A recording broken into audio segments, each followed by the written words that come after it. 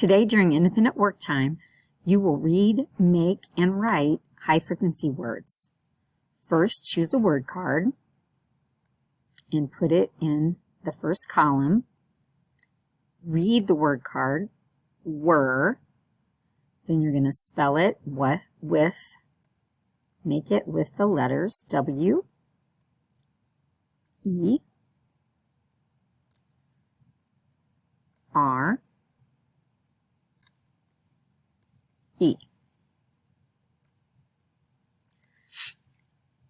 Then the last thing you'll do is write the word on the line, W, E, R, E. Then take the next word card and do the same thing. Move the card to the read column and spell the word with the letters and then write it in the blank.